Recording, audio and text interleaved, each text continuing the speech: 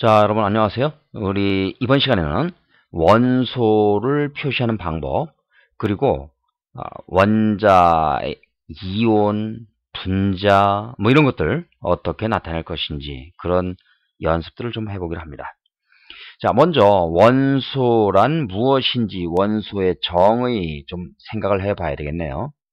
원소란 무엇일까? 자, 원소, 원자 뭐 이런 것들을 한번 설명해 보라 그러면 사실 좀 막연하고 잘 안 되는 경우가 있죠.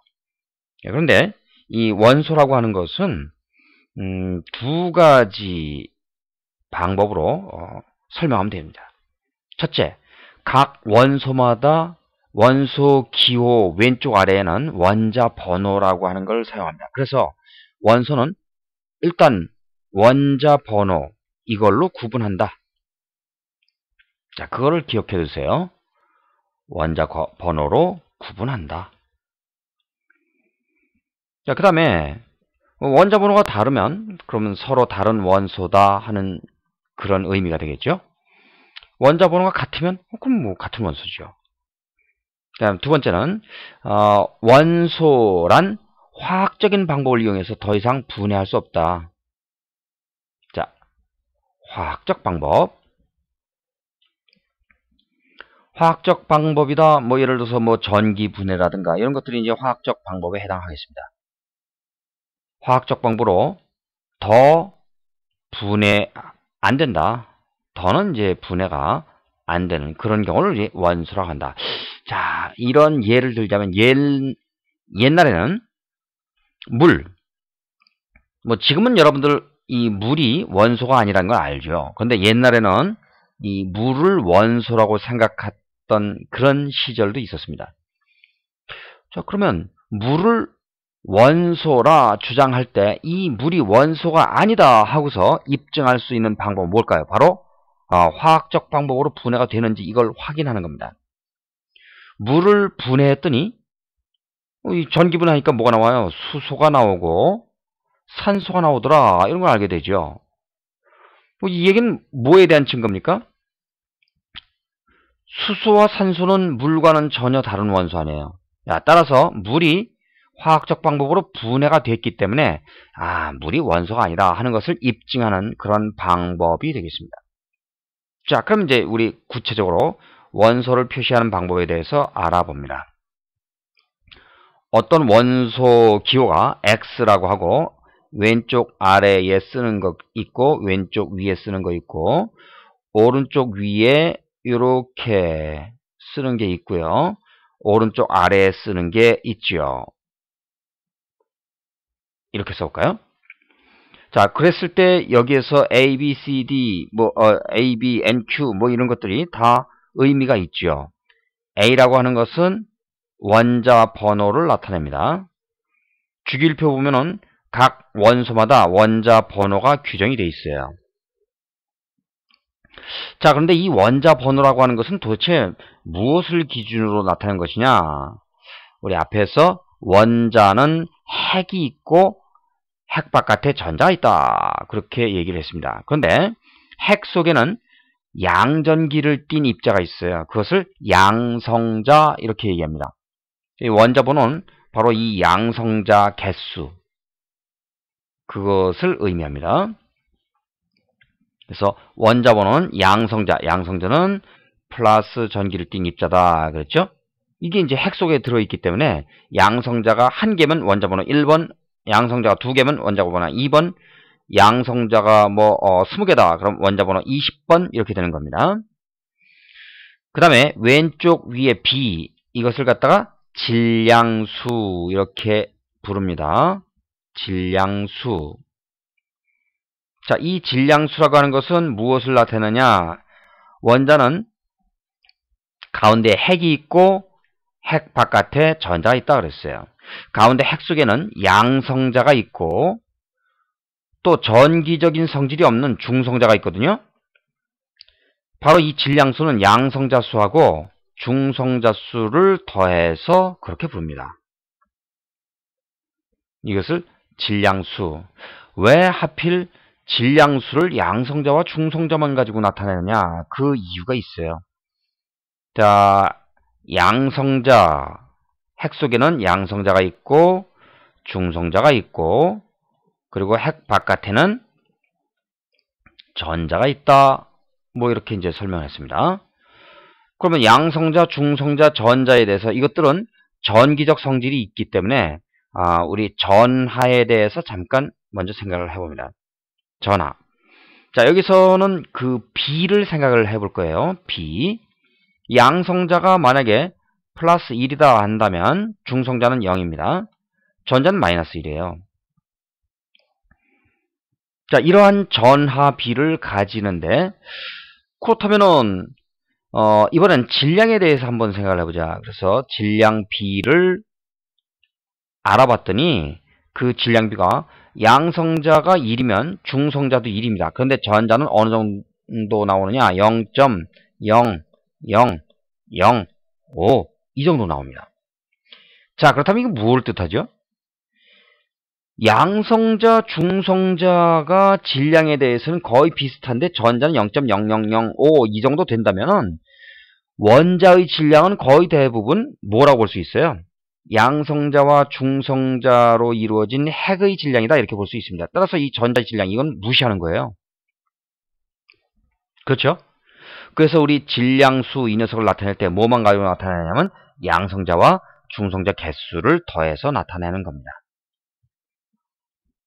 자, 그 다음에 요 Q 플러스 마이너스 이렇게 썼는데 이것은 전하를 나타냅니다. 전하. 이 전하라고 하는 것은 이온이 바로 양이온이냐 음이온이냐 하는 것을 규정하는 거죠. 그래서 조금 전에 우리 전하 B에 대해서 소개를 했는데 만약에 양성자 개수하고 전자 개수하고 이제 비교를 해봤을 때 양성자 개수가 많다. 예를 들어서 양성자가 11개인데 전자가 10개다. 이런 경우 이럴 때는 전하가 뭐가 됩니까? 전하는 플러스 1 이렇게 나올 거예요. 그죠? 양성자가 12개인데 전자가 10개다. 이렇게 된다면 전하는 플러스 2 이렇게 될 겁니다. 자, 그런데 실제로 이온에 대해서 나타낼 때는 요거 플러스 마이너스 요 부호를 숫자 다음에 쓰는 걸로 약속이 되어 있습니다. 자, 양성자가 16개인데 전자가 18개다. 이렇게 된다면 이때는 전하가 마이너스 2 이렇게 나올 겁니다. 자, 이런 녀석들을 우리 이제 나타낼 때 양성자가 11개짜리 원소가 나트륨이거든요. 그러면 나트륨은 뭐가 되느냐? 플러스 1가 이렇게 쓰는 거죠. 양성자가 12개짜리 그 원소가 마그네슘인데 마그네슘은 전하가 플러스 2죠. 그러면 2자 쓰고 그 다음에 부호를 플러스 이렇게 써줍니다. 양성자가 16개짜리 원소는 황인데 황은 전하가 지금 마이너스 2다. 지금 이렇게 나타냈죠. 전자가 18개라면 이렇게 될 겁니다. 그러면 2자 쓰고 그 다음에 마이너스 이렇게 나타냅니다. 이게 바로 이제 오른쪽 위에 전하 표시하는 방법이에요. 자, 그 다음에 오른쪽 아래에 이 녀석 뭐예요? N 이렇게 쓴 거. 이거는 원자가 몇 개 모여 있는지 이거는 개수를 나타냅니다. 원자가 모여 있는 원자 개수. 원자 개수 뭐 이렇게 쓰면 되겠죠? 원자 개수. 자, 그래서 뭐 예를 들어 수소가 2개에 그럼 H2 이렇게 쓰고요. 산소가 하나가 결합했다. 그럼 H2O 이렇게 쓰면 되는 거예요. 그죠? 이렇게 나타내는 겁니다. 탄소가 1개에 수소가 4개다. 그러면 CH4 이렇게 쓰면 되는 겁니다. 어떤 분자가 탄소가 2개인데 수소가 4개다. 그럼 C2H4 이렇게 쓰면 되죠. 이게 이제 분자를 표시하는 방법이죠. 만약에 알코올, 에탄올, 그럼 에탄올은 탄소가 2개, 수소가 6개, 산소가 하나 이렇게 되어 있거든요. 이렇게 이제 나타내는 것을 우리 분자식 그렇게 부릅니다. 분자식. 그래서 분자식은 이와 같은 방식으로 나타내면 되겠고, 그러면 예컨대 어떤 그 염소 원자가 마이너스 1가 그러면 음이온이다 그러면 이런 식으로 나타내고요. 염소 원자가 칼슘이 2가 양이온이다 그러면 2 쓰고 플러스 이렇게 나타내면 됩니다. 알루미늄이 3가 양이온이다 그러면 알루미늄 Al 3 쓰고 플러스 이렇게 나타내면 되죠. 산소가 마이너스 2가다 그럼 산소 마이너스 2가. 자, 그런데 여기서 이온을 전부 다 한 개의 원소로 이루어진 것만 표시를 했는데 이온이 두 가지 이상의 원소로 이루어진 것도 있죠. 예를 들어서 OH 수산화 이온은 OH 마이너스 1가다 그 얘기입니다. 질산 이온 그러면 질산 이온은 NO3 질소 하나에 산소 3개가 모였고 전체적으로 마이너스 1가다 이런 뜻이에요. 황산 이온 그러면 SO4 황 하나에 산소가 4개 그리고 마이너스 2가 이렇게 나타내죠. 인산 이온이다 그러면 인 P 하나에 산소가 4개 이렇게 하고서 마이너스 3가 이렇게 나타납니다. 자, 이와 같은 방식으로 아주 다양한 이온들을 나타낼 수가 있죠.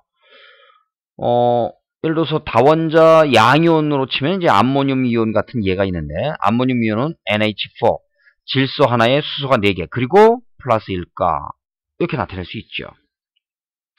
이와 같은 방식으로 우리 분자, 이온 이런 것들을 나타낼 수가 있습니다. 그래서 원소의 오른쪽 아래에 쓰는 그 표시는 원자 개수가 몇 개다 하는 것을 나타내는 그런 의미로 사용을 합니다.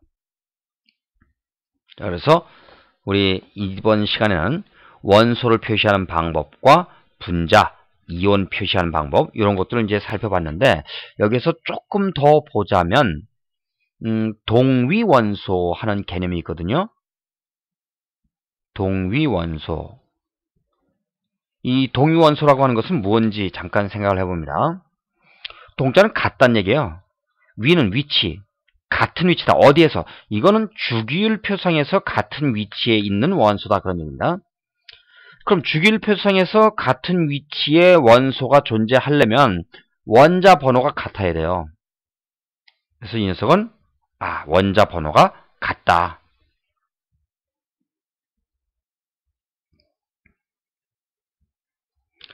그런데 동위원소 그랬으니까 뭔가 다르기 때문에 동위원소라는 표현을 했겠죠.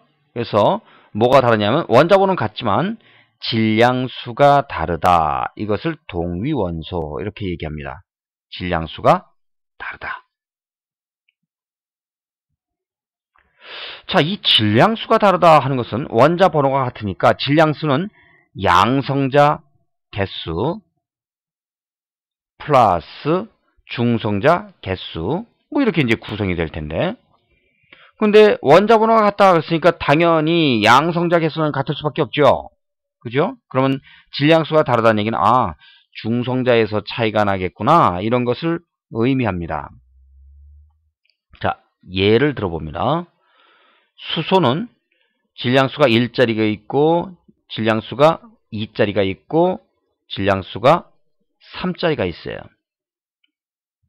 자, 이거 무슨 소리죠? 수소는 양성자는 모두 똑같다 그 얘기입니다. 양성자는 뭐 같은 수소니까. 그래서 1, 1, 1.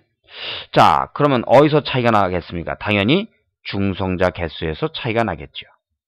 중성자가 요건 없고 요건 1개, 요건 2개 이렇게 된다는 얘기입니다. 이게 바로 동위원소예요. 그래서 수소는 이렇게 질량수가 1짜리, 2짜리, 3짜리 이런 동위원소가 있다는 겁니다. 자, 탄소의 경우도 질량수가 12짜리가 있고 질량수가 13짜리가 있죠. 질량수 14짜리도 있어요. 탄소의 경우. 자, 그렇다면 원자 번호는 모두 6번 똑같죠? 그러면 중성자 개수에서 차이가 나겠구나. 중성자 개수가 이 녀석은 6개, 그죠? 요거는 7개, 요거는 8개. 왜? 합쳐서 14가 되어야 하니까. 이런 것들을 우리 동위원소 이렇게 부르는 겁니다. 자, 그러면 이번 시간은 우리 원소 어떻게 표시할 것인지 그런 내용들을 살펴봤습니다.